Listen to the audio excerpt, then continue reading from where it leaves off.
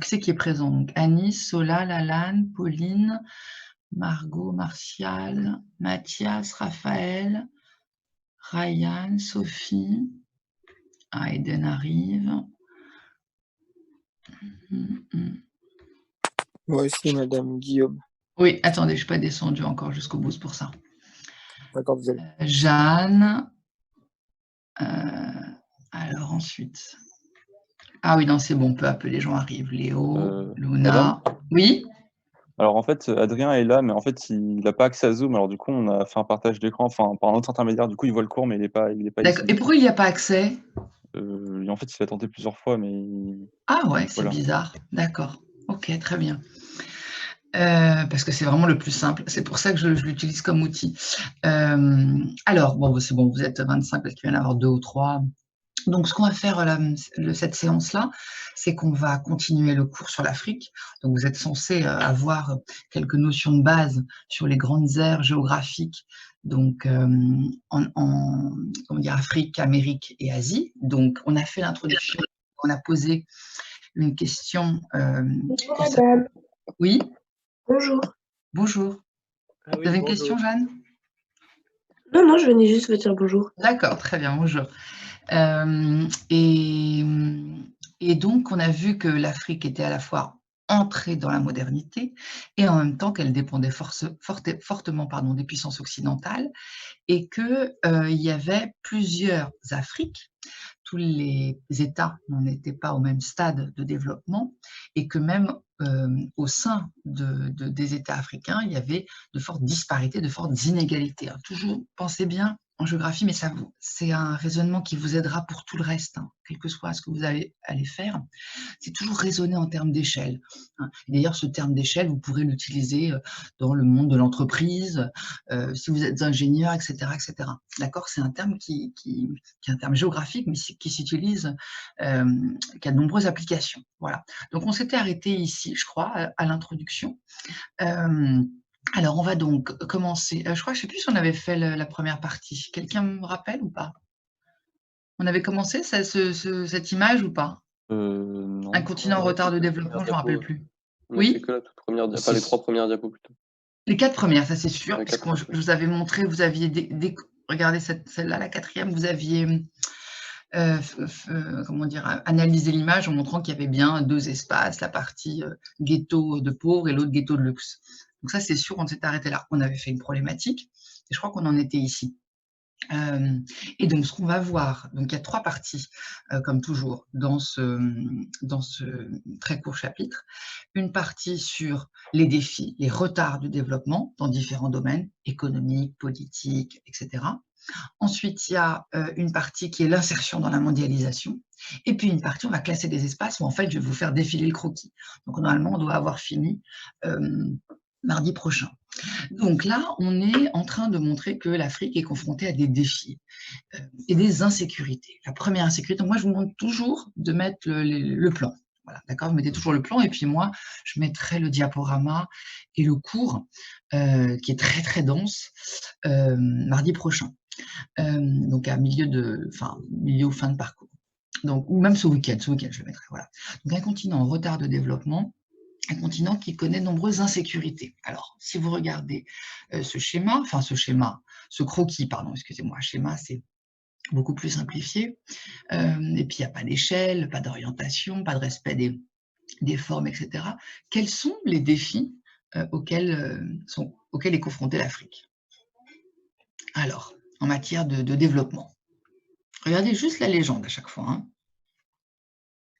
Toutes les crises alimentaires et donc les famines et les crises sanitaires. Alors déjà, effectivement, alors je vais vous suivre, donc je ne respecte pas forcément l'ordre intérieur de mes sous-parties du cours auquel vous aurez accès. Donc effectivement, vous pouvez noter à chaque fois quand c'est très très bref, parce que ça vous aide quand même à vous aider, même si vous n'aurez pas a priori d'évaluation dessus, parce que les conseils de classe seront passés. Tout ça, ça vous aide à structurer comme ça votre pensée. Vous l'avez entendu, vous l'avez écrit une fois, et puis en plus, je ne sais pas si vous êtes médecin, Médecins sans frontières, voilà, peut-être que ça vous aidera. De toute façon, ça vous aidera. Donc, une insécurité, effectivement, qui est sanitaire. Hein, donc ça, c'est le premier point. Alors là, on ne vous détaille pas les différentes maladies, mais il y a par exemple des maladies qu'on pensait avoir disparu, comme le paludisme, qui ressurgissent, et puis surtout l'Afrique et le continent du sida. Le sida, vous savez, est apparu au début des années 80. Alors, il y a plein de... En plus, avec ce qui se passe actuellement, on essaie de comprendre un petit peu comment dire, l'origine. Et ce qui est très intéressant, c'est que dans un des textes d'historiens que j'avais mis qu'on étudiera peut-être ensemble en EMC plus tard, vous aurez peut-être un travail à faire dessus, on verra bien, il explique bien, l'historien, qu'en fait, à chaque époque correspond une maladie. Dans les années 70, c'est la libération sexuelle. Et donc, les gens ont beaucoup plus de relations sexuelles. Et donc, ce qui existait déjà, comme, je sais pas, des MST, comme la syphilis, comme etc., ressurgit plus, et le sida se développe dessus, même si on dit que ça vient d'un singe, que ceci, que cela, qui l'aurait transmis, pas sexuellement, bien sûr, mais bon, c'était au départ entre les singes, et puis ensuite, voilà. Et on me raconte, c'est un steward, en fait, à la toute fin des années 70, qui avait, je ne sais pas combien d'amants et d'amantes, et du coup, c'est comme ça que ça s'est diffusé. Au début, effectivement, c'était la maladie des homosexuels. Et puis très vite, dès la fin des années 80, même avant, milieu des années 80, c'est plus le cas. Et ça se développe, voilà. Et l'Afrique et le continent du sida, pour plein de raisons. Alors, est-ce que vous avez une idée?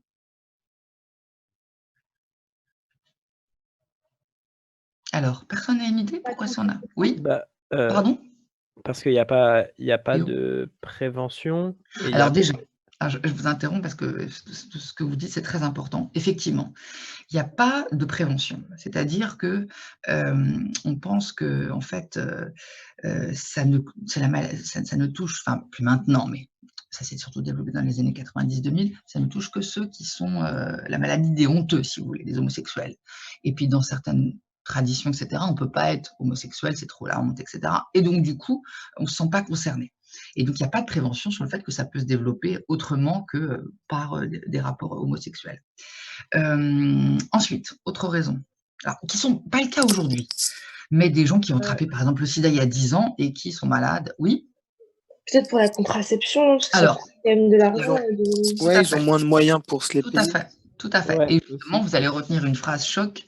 Alors, c'est pareil, ce que je vous dis, maintenant, non, les gens sont presque plus, il n'y a pas de nouveaux cas, mais c'est des gens qui l'ont attrapé et ça explique aussi le nombre de morts, parce qu'il y a encore 10 ans, on en mourait. Et puis en France, on n'en meurt plus, parce qu'on se soigne, etc. Mais en Afrique, voilà, on en meurt. Et si on confine aujourd'hui autant dans certains pays, en Afrique, c'est qu'on a peur de ne pas pouvoir soigner, en fait. Et donc la contraception, effectivement, il y a fin des années 90, il y a un grand géographe français spécialiste de l'Afrique, c'est le spécialiste de l'Afrique, s'appelle Roland Courtier, Pourtier, qui disait que c'était plus facile de trouver une arme, vous allez deviner laquelle, qu'un préservatif. Alors, c'est qui pouvait dire ça? C'est quoi comme arme, pardon, excusez-moi, à votre avis? Après la guerre froide, l'URSS a plus besoin de tous ses alliés, donc elle se retrouve avec un stock pas possible. Des Kalachnikov. Exactement, les Kalachnikov. Et ben, c'est sa phrase clé. Donc, c'est plus facile de trouver une Kalachnikov en Afrique qu'un préservatif. Effectivement, c'était coûteux, c'était pas distribué, etc., etc.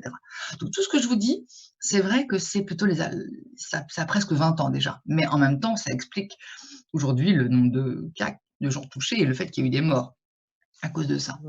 Et puis, il y a une troisième raison, c'est que n'oubliez pas que les pays africains sont, enfin beaucoup, il y a l'islam, mais il y a aussi le catholicisme, qui est appliqué de manière beaucoup plus traditionnelle qu'en Europe, c'est un reste de la colonisation. Et le pape, le pape, son discours, c'est de dire qu'on a des rapports sexuels que pour avoir des enfants, et que donc, du coup, c'est, comment dire, du coup, forcément, quand il y a des rapports sexuels, on ne va pas se dire, puisque c'est pour soi-disant avoir des enfants, on va mettre un préservatif. Alors, il y a une quatrième raison. Attendez, il y a Vicente qui est en train d'arriver. On a dit religieuse, on a dit le coût de la contraception, on a parlé aussi d'éducation et de prévention. C'est la guerre. C'est la guerre. De nombreux, comment dire, en Afrique, il y a beaucoup de guerres, on va en voir quelques-unes. Et il se trouve que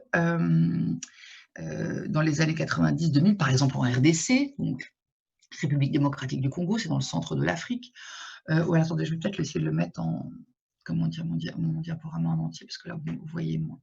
En RDC, ou alors au Rwanda, ou alors, etc., etc.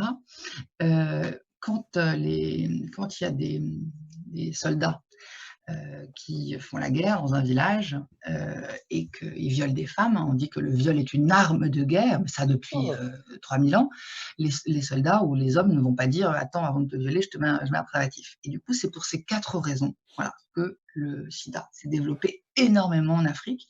Je vous donne un chiffre, juste comme ça. Alors déjà, on dit que l'Afrique, c'est 70% des séropositifs du monde. Donc, vous voyez un peu ce que ça signifie, que ça explique une chute de l'espérance de vie à la naissance. Et on estime qu'en Afrique du Sud et de l'Est, à peu près un tiers des gens en âge d'avoir des enfants, donc de 12 à 49 ans, avaient le sida il y a encore une dizaine d'années, au début, enfin 2010 à peu près. Vous voyez, donc voilà, donc c'est vraiment énorme. Alors, je crois que j'ai assez développé pour cette maladie, mais il y en a plein d'autres. Il y a eu Ebola il y a quelques années, etc. Mais enfin, voilà, donc ça, 4 caractéristiques. Alors, toujours sur le plan sanitaire, quel est le problème de l'Afrique face à toutes ces maladies? Pour pas avoir de problème sanitaire, il faut avoir un Système de santé. Un système de santé, exactement. Et alors, quel est le problème, à votre avis? Pourquoi est-ce que le système de santé n'est pas aussi développé voilà. Il n'y a pas de fatalité, ce n'est pas parce que ça a été une colonie que le système de santé va être problématique. Ça, c'est pas du tout ça. Ça peut expliquer plein de choses, des retards, etc. Mais alors pourquoi? À votre avis, qu'est-ce qu'ils font les médecins? Il y a des conflits, et du coup... Alors oui, effectivement, bien sûr. Donc, on préfère partir. Mais justement, comme il y a des conflits, etc., les médecins, effectivement, préfèrent partir et pas rester. Mais du coup, qu'est-ce qui se passe, en fait? Les médecins sont formés. Alors, il y en a qui vont se former en Occident, mais il y en a qui sont formés en Afrique. Et ensuite, qu'est-ce qu'ils font? Un quart d'entre eux continuent à l'étranger. C'est-à-dire que finalement, là, je dis l'Afrique au singulier, paye pour former des médecins, et en réalité, un quart ira soigner ailleurs, pour plein de raisons, parce que les conditions sont meilleures, ceci, cela, etc. Donc forcément, c'est une perte énorme. Donc, vous notez sida, donc développement du sida pour plusieurs raisons, fuite des blouses blanches, donc départ des médecins, donc voilà, pour l'insécurité sanitaire. Alors, vous pouvez mettre, alors oui, j'ai mis mal développement, moi, oui, non, pas de problème, donc insécurité sanitaire. Alors, qu'est-ce qu'il y a comme autre insécurité, en plus de sanitaire? C'est dans la légende. Du coup, justement, les conflits, c'est ça, les pirates et Ça, ce sera en politique, ça, on verra dans le B. Ah, d'accord. En B ou C, je ne sais plus comment j'ai placé. Il y a de la malnutrition et de la Très famine. bien, très juste, tout à fait. Donc, une insécurité alimentaire, tout à fait. Donc, une insécurité alimentaire avec des famines, voilà. Alors, c'est pareil. Par exemple, en Éthiopie, dans la fin des années 80, il y a eu aussi au Soudan, mais tout ça, maintenant, c'est moins le cas, mais ça a laissé des traces. Alors, le problème des famines, donc insécurité alimentaire, le problème des famines, c'est qu'en fait, les famines, c'est un peu comme je vous parlais du viol, les famines sont aussi une arme de guerre. C'est-à-dire qu'en réalité, les famines ne sont pas causées pour des raisons météorologiques. Parce qu'il fait chaud et que, voilà, ça c'est une caricature absolue. Pour quelle raison? À votre avis, y a-t-il des famines? C'est pas parce qu'il fait 50 degrés que tout est sec. Ça, non, parce qu'aujourd'hui, avec les moyens de transport, avec l'irrigation, avec ceci, cela, on est capable. Parce que la nourriture est monopolisée par d'autres personnes. Exactement. Elle est exportée? Très bien, exactement. C'est-à-dire que quand il y a une famine pour X raisons qui pourrait être réglée très vite, les clans qui sont en conflit demandent de l'aide, par exemple à l'ONU ou je ne sais où, qui arrivent, mais la gardent pour eux. Et la gardent pour eux, en fait, pour 2 raisons. Soit, alors je vous écoute, peut-être vous avez une idée. Pour faire payer encore plus cher la nourriture aux autres. Exactement, exactement, tout à fait. Soit pour, alors c'est vraiment, comment dire, sadique, soit même pour affamer sa propre population pour la maintenir dans une situation de, alors affamer, pas au point de faire mourir, mais de réduire drastiquement les quantités donc, qui sont fournies, pour la contrôler encore plus. Parce qu'une population fragilisée sur le plan alimentaire, elle est beaucoup plus soumise et passive qu'une autre population. Vous vous rendez compte à quel point ça va très très loin. Hein, mais donc la famine est une arme de guerre et instrumentalisée. Il faut que vous reteniez que la famine, les famines qu'il y a pu avoir en Afrique depuis 20 ans, voilà, elle est instrumentalisée, c'est-à-dire utilisée pour se maintenir au pouvoir. D'accord ? Alors, insécurité alimentaire, insécurité sanitaire, insécurité environnementale aussi. Alors, je vais passer beaucoup plus vite. Insécurité environnementale, c'est-à-dire que comme le continent se préoccupe de se développer économiquement, forcément, il ne fait pas attention à la déforestation, à l'érosion des sols, aux marées noires, par exemple le Nigeria a du pétrole, et donc ça arrive très régulièrement que voilà, qu'il y ait des navires qui transportent du pétrole et qui les laissent donc dans les eaux, etc. Donc ça fait du coup des marées noires. Des pays aussi comme en Côte d'Ivoire, Abidjan, donc on ne voit pas le pays, c'est près du Nigeria, c'est Afrique de l'Ouest, pardon, qui acceptent d'être la poubelle du monde parce que les pays riches viennent des fois jeter leurs déchets là et en échange, ça lui permet d'avoir un peu d'argent, etc., etc. Hein, donc là, je suis en train de vous donner une vision très noire, exprès. On va bien sûr la modifier, hein, bien sûr, bien sûr. Surtout pas de déterminisme en disant les pauvres, c'est la faute des Occidentaux, c'est ni les pauvres ni l'unique responsabilité des Occidentaux. Donc voilà, insécurité environnementale, déforestation, épuisement aussi des stocks de poissons, désertification, etc., etc. Et puis enfin, insécurité économico-sociale avec l'IDH, hein, vous voyez, très faible, hein, qui est en Sierra Leone, je vous avais dit, hein, de 0,3. Donc la Sierra Leone, c'est l'Afrique de l'Ouest, à l'ouest du Nigeria. On va tout de suite changer de document. Donc voilà, pour l'insécurité liée au mal développement. Alors maintenant, insécurité, alors pourquoi j'ai mis sanitaire là? Ah, je suis désolée, zut. On va parler que d'économique là. Oui, alors je suis désolée, j'ai dû modifier des choses, c'était pour mettre... bon, tant pis, c'est pas grave. Donc, insécurité sanitaire économique, pourquoi? Alors, on y a un petit peu répondu en fait. Hein. Donc là, vous avez l'exemple de Ebola, donc bilan de l'OMS donc, en 2014. Mais alors, ce qui est intéressant en fait, c'est que le rapport de l'Afrique aux maladies n'est pas le même que... Alors, oui, je vais le voir après, qu'en Occident. Alors pourquoi?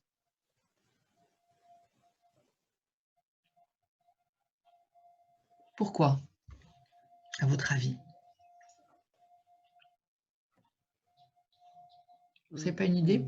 Tout simplement parce que ça fait déjà plusieurs décennies que, alors là pour l'instant je parle le continent africain en général, a été confronté à des maladies.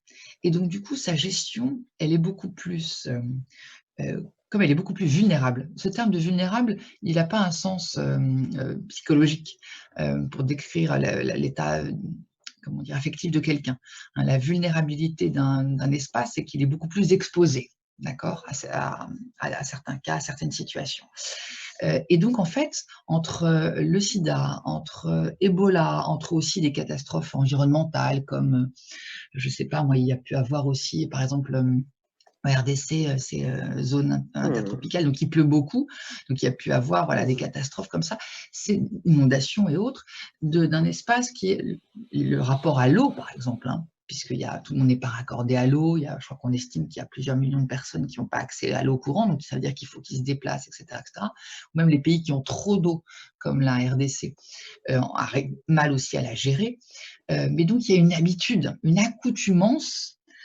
Accoutumance ne veut pas dire déterminisme. Hein. Déterminisme, ça voudrait dire comme on est comme ça, on est forcément comme ça. Donc une accoutumance à des situations, comment dire, de crise, et donc une gestion beaucoup plus quotidienne et moins, comment dire, et quelque part moins de, on va dire, moins de fragilité aussi. C'est-à-dire que chaque jour, voilà, est différent et chaque jour on se dit bon, qu'est-ce qui va se passer aujourd'hui? Alors c'est la guerre à côté, c'est un déplacement, c'est ceci, cela. D'accord? Et alors pourquoi est-ce que j'ai mis ça dans économique?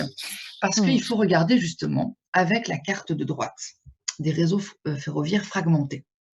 Qu'est-ce que vous constatez sur cette répartition des réseaux ferroviaires en Afrique?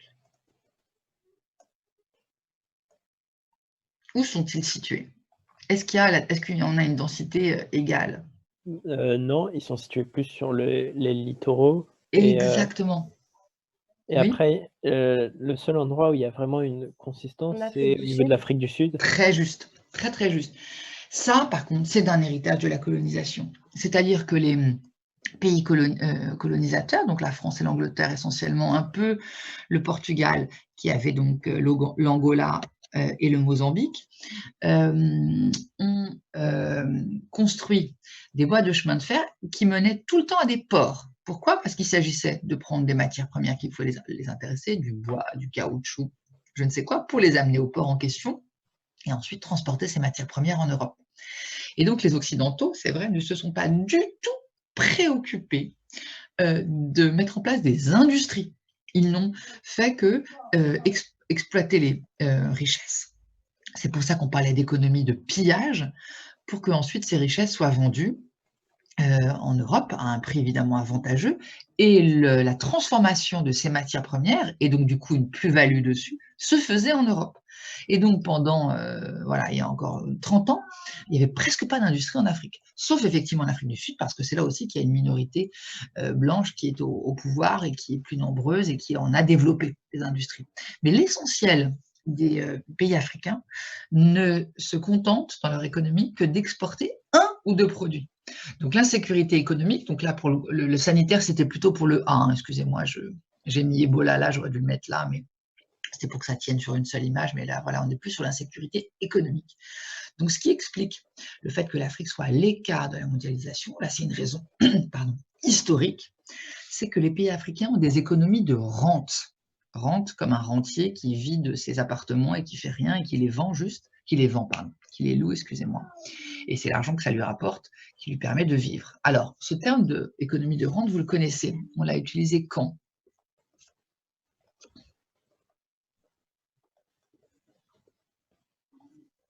Ah si, vous le savez, quand on a fait le Moyen-Orient. Avec le pétrole, ça vous dit rien? Non. Alors, peut-être que je l'ai dit qu'une fois et donc vous n'avez pas fait attention. Donc les pays du Moyen-Orient sont des pays rentiers. Rentiers, c'est-à-dire qu'ils vivent de l'argent du pétrole. Qui est donc une ressource et qu'ils exportent ensuite sans forcément transformer sur leur propre territoire. Et donc les pays africains ont des économies de rente, c'est-à-dire que leur économie ne s'appuie que sur la vente d'une ou deux matières premières. Voilà, il n'y a pas de production manufacturée, sauf en Afrique du Sud. Donc voilà, vous le retenez, voilà, parce que c'est important quand même. Hein. Les 3/4 des exportations, c'est des ressources naturelles. Les 3/4. Et le pétrole, c'est 40%. Le Nigeria, par exemple, il y a beaucoup de pétrole au Nigeria. Donc des pays qui ne fonctionnent que sur des économies de rente. Des pays aussi qui investissent très peu à l'étranger, qui sont endettés. Alors je vous donne un chiffre aussi comme ça à retenir. Le PIB de toute l'Afrique, c'est le PIB de Tokyo. Il y a 30 millions d'habitants à Tokyo, c'est la mégapole la plus peuplée du monde.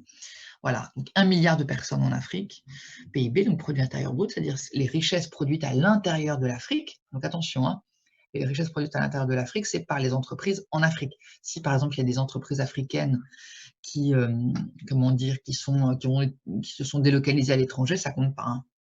Mais il n'y en a pas non plus des masses. Donc voilà, PIB Afrique, PIB de Tokyo. Autre chiffre aussi, hein, les exportations de l'Afrique, c'est 3,5% des exportations mondiales. Voilà, donc tous ces chiffres, vous avez comme ça un ordre d'idée. Hein, vous n'allez pas avoir d'évaluation dessus, donc ce n'est pas la peine de retenir. Madame. Mais voilà, hein, 3,5% des exportations mondiales, un PIB qui est le même que celui de Tokyo, et 3/4 des ressources qui sont exportées sont des matières premières. Voilà, donc forcément un pays qui n'a pas pu, un continent qui n'a pas pu faire de plus-value en développant des industries.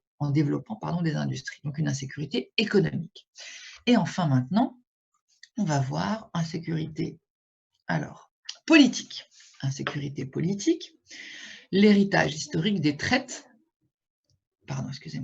l'héritage historique des traites et aujourd'hui, le lien avec aujourd'hui. Donc vous avez 3 documents, vous avez un document qui montre les échanges qu'il y a donc d'esclaves. Donc la traite, c'est le fait de transporter des esclaves, et donc ce fameux commerce triangulaire que vous avez vu au collège, et puis aussi peut-être en seconde au lycée.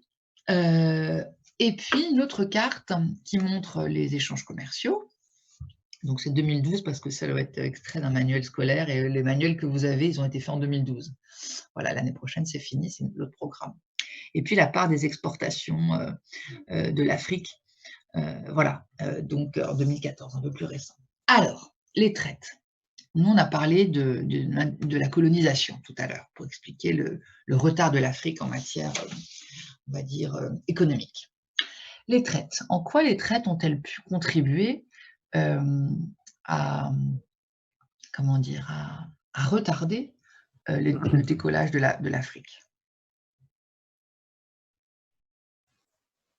Alors, Il y a eu beaucoup de conflits. Alors, beaucoup de conflits, vous savez, donc les traites, c'est 18e siècle. Alors, pareil, petite mise au point sur les traites. Donc, traite, ça veut dire qu'on transporte. Il y a la traite européenne, on parle donc de la traite occidentale, qui se concentre en fait entre le 16e et le 18e siècle. Donc, même si on est en géographie, vous avez besoin d'avoir ces connaissances comme ça. Donc, elle dure 2 siècles. Et en 2 siècles, il y a 10 millions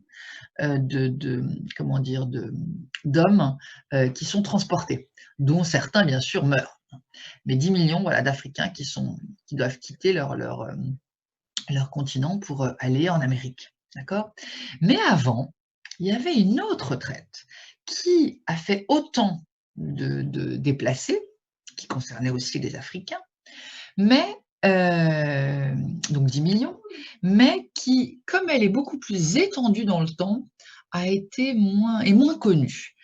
Alors, vous allez essayer de deviner laquelle. Je vous donne les dates. C'est entre le 7e siècle et le 19e siècle. Donc, elle dure 12 siècles, celle-là. Donc, c'est vrai que 10 millions sur 12 siècles, c'est moins visible. Est-ce que vous savez qui d'autre que les Européens transportaient des Africains pour leur main-d'œuvre, pour les mettre pour les faire travailler dans leur pays? Aucune idée? Les Asiatiques.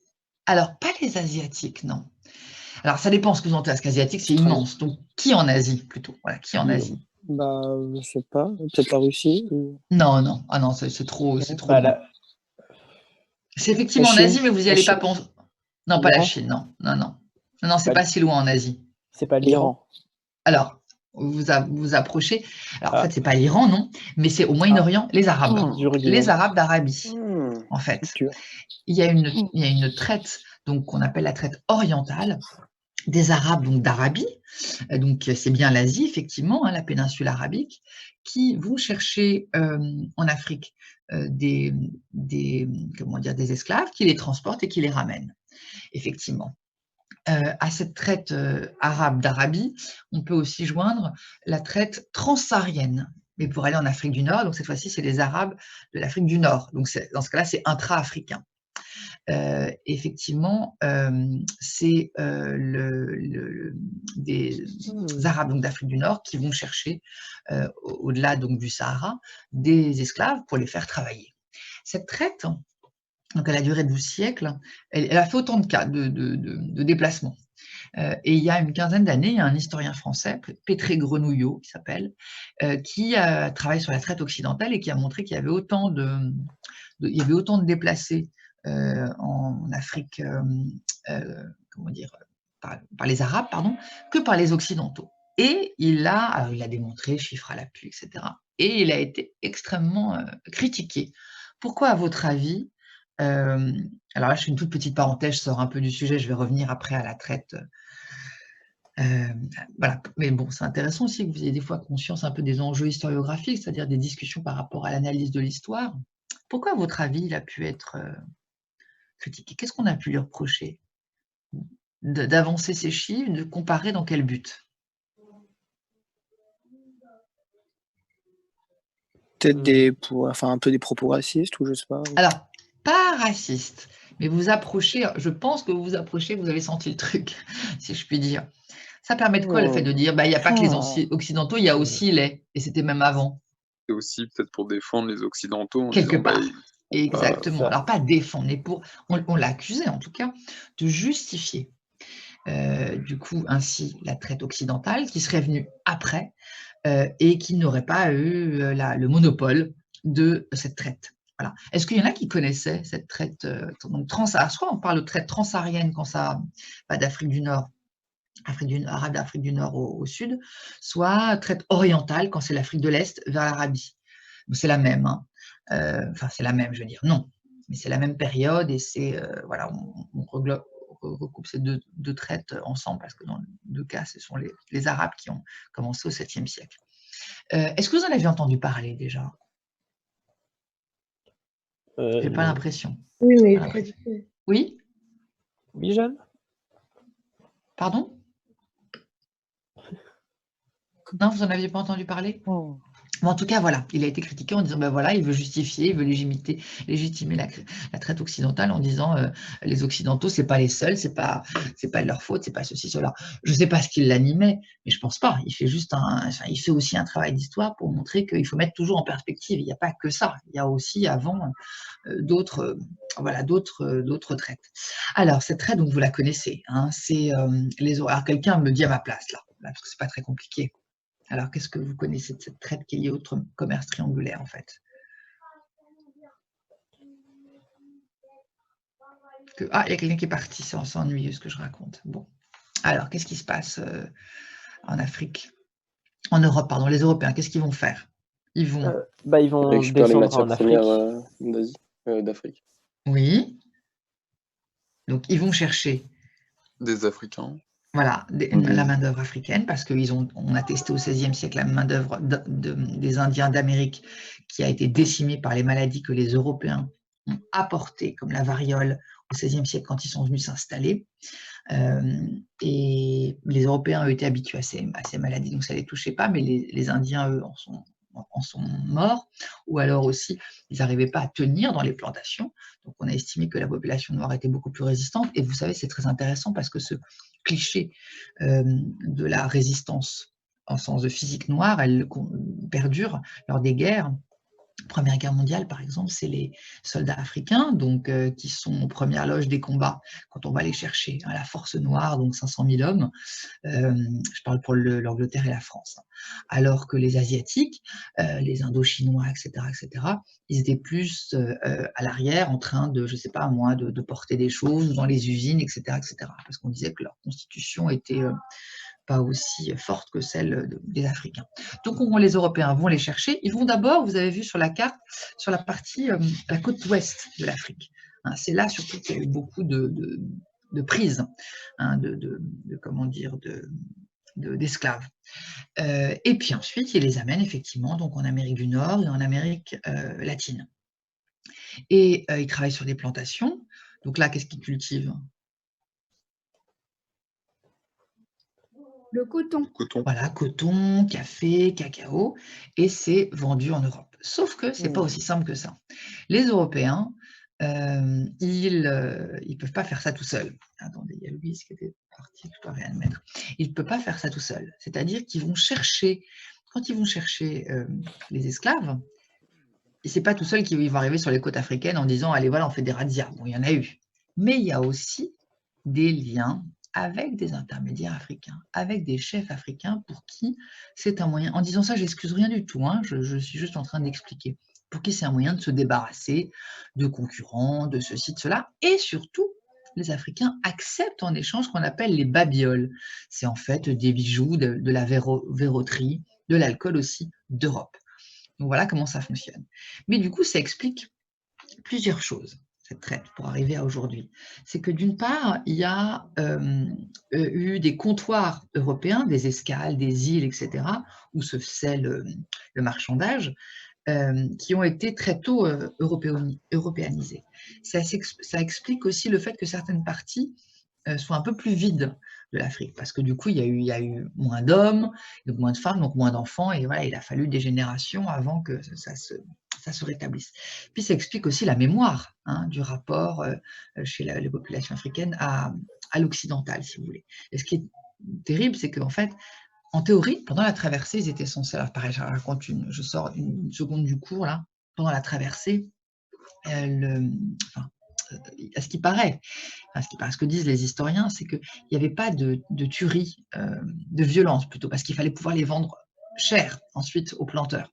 Donc on essayait de les maintenir dans un système de santé adéquat, si vous voulez. Et puis c'est là-bas que par contre ils étaient maltraités. Alors je ne sais pas même si c'est au 19e siècle. Je ne sais pas si vous avez vu Django de Tarantino par exemple. Voilà, donc là on est au début du 19e siècle. En théorie la traite c'est fini, mais il y a toujours des esclaves qui ont eu même des enfants, etc., etc. Et donc voilà. Et par contre, ce que faisaient certains, c'est que quand ils voyaient les côtes de l'Afrique s'éloigner, il y a eu beaucoup de suicides parce qu'ils pensaient qu'ils n'arriveraient pas à résister, etc., etc. Alors j'ai beaucoup trop développé. Voilà, sur cet héritage politique, qui est à la fois un traumatisme dans la mémoire, qui a été à la fois une prise d'homme et donc un manque à gagner, et qui explique aussi que la côte ouest de l'Afrique, il y ait plus de présence européenne et qu'il y ait plus aussi de transport, etc., etc. Alors, on va passer juste quelques minutes sur le grand 2. Donc, le grand 2, c'est l'insertion quelques minutes, le début en tout cas, l'insertion dans la mondialisation. Alors là, je n'ai pas fait de grand A, grand B, grand C, etc. Moi, mon diaporama, il y a juste le grand 1 et le grand 2. Le grand 3, ce sera le croquis que je rajouterai, que je vous rajouterai du coup, là, par contre, mardi. Donc, dans mon cours, il y a bien sûr des grands A, grand B, blablabla, mais là, il y a juste des documents avec des questions. Donc, l'insertion dans la mondialisation. Dans le grand 2, ce sont les signes de décollage de l'Afrique. C'est ça. C'est tout ce qui est...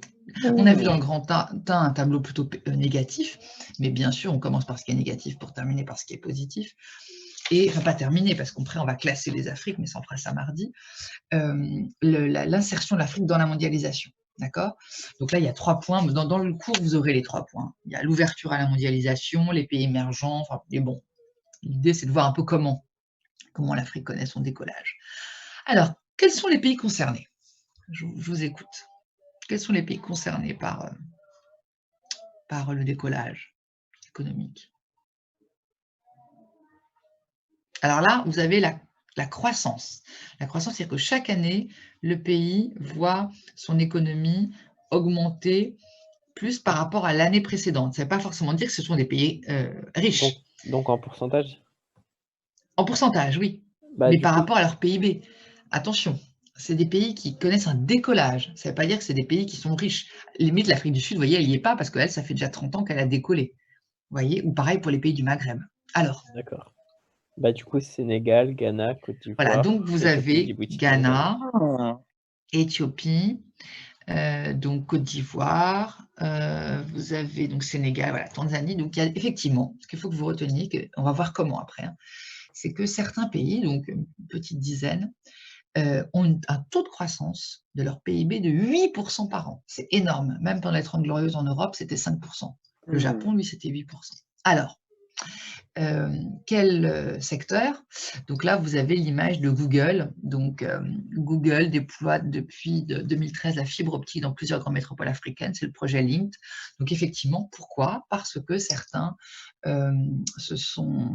entreprises se sont installées en Afrique parce qu'ils pensent qu'il y a un nouveau marché de consommation potentiel.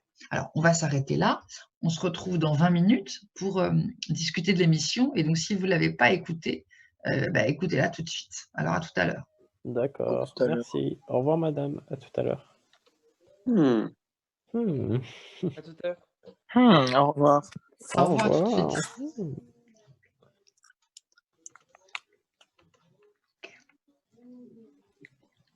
suite.